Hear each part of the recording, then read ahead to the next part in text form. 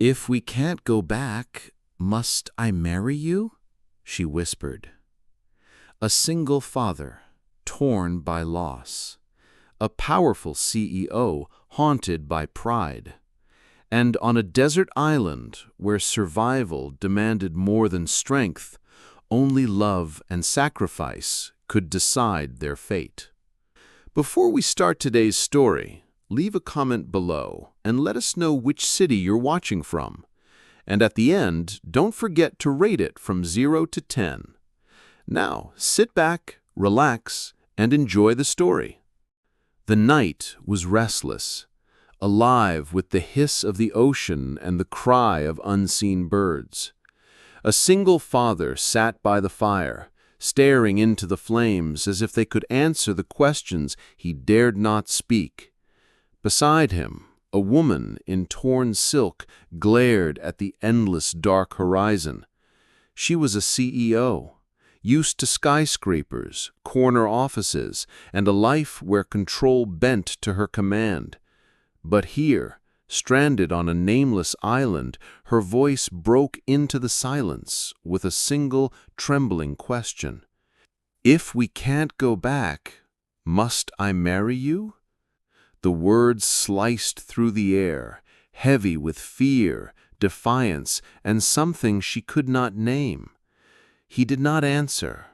His silence was not weakness, it was strength, an unshakable calm born from battles she had never seen. This man, this father, had once stood on the battlefield where sand turned red beneath the sun. He had buried comrades with his own hands, felt the last breath of brothers fade against his shoulder. The world had stolen from him, his wife, his peace, his ordinary life. Yet he had never allowed bitterness to harden his heart. For his daughter, he had remained strong, always silent, always steady.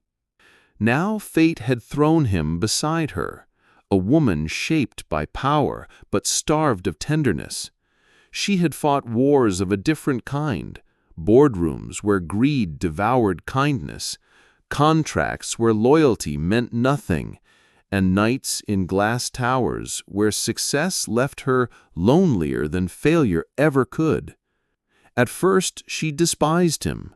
His quiet dignity mocked her restless ambition. When food was scarce, he gave her the larger share without a word. When storms tore through their shelter, he rebuilt it stone by stone, never asking for thanks. His silence enraged her, his calm unnerved her.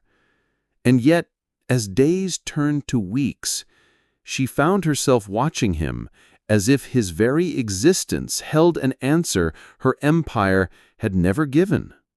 There were moments she tried to provoke him.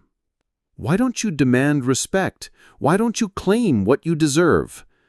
But he only looked at her with eyes that carried the weight of men long gone, and replied softly, "Respect is not claimed, it is lived."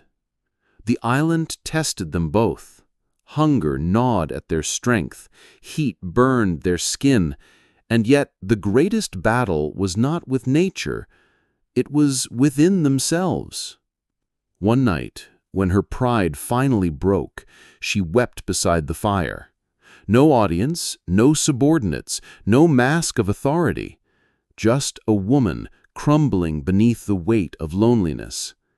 She thought he would ignore her tears. Instead, he placed his daughter's small locket into her hands. "My wife wore this before she left this world," he said quietly. "It taught me something. Love is not possession. It is sacrifice."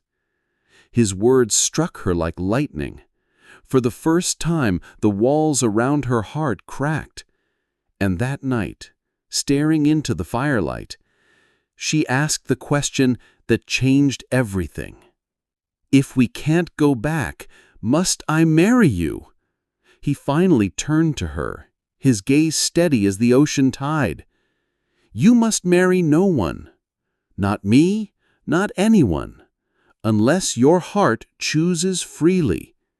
The silence that followed was more powerful than any vow. In it she saw the truth. His strength was not in power, but in restraint. His dignity was not in command, but in sacrifice. From that day, she stood beside him, not as a woman trapped, but as a soul freed. Together, they built a life from sand and stone, bound not by fear, but by choice. And when the rescue ship finally appeared on the horizon, she turned to him with tears in her eyes.